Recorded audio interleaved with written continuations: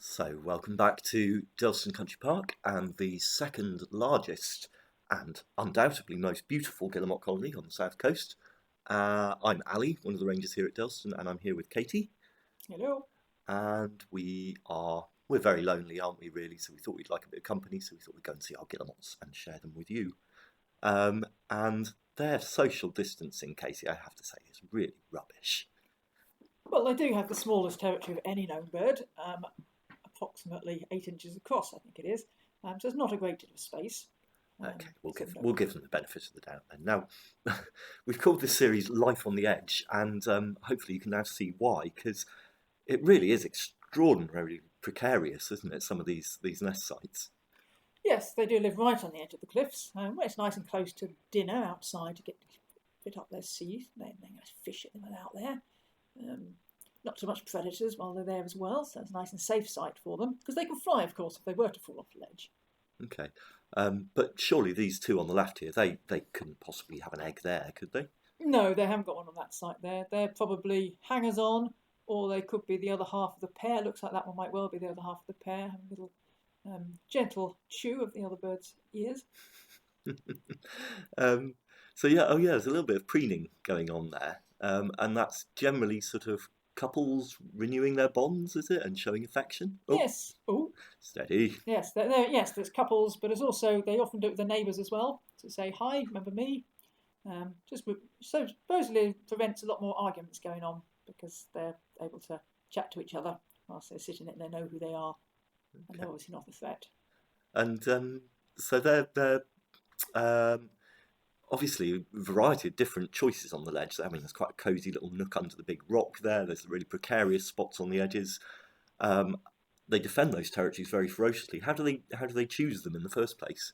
Well, they mate for life, and they come back to the same spot every year. So once they've got a spot, that's their territory and a little spot. And obviously, if you're a newly breeding bird, then you have to get to the edges where there's not nearly such a nice spot to be. Oh, okay. So you have to work your way up through the market from your starter home up to your posh mansion. Well, certainly they do. Yes.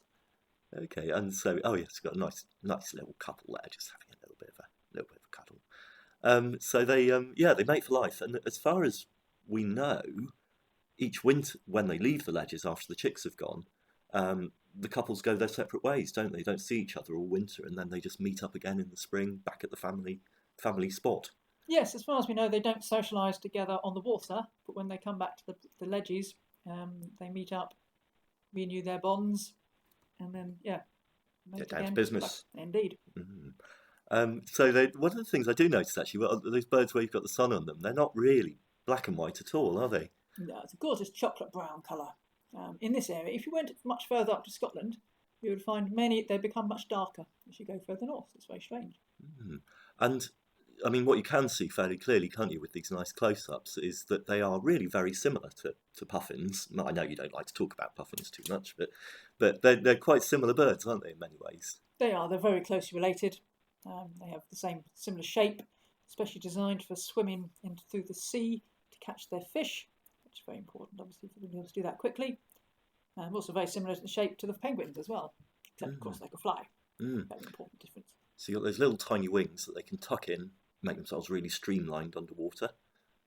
Great big feet to power through the water really fast. And I do suggest Googling Guillemots underwater online because they're quite impressive to watch.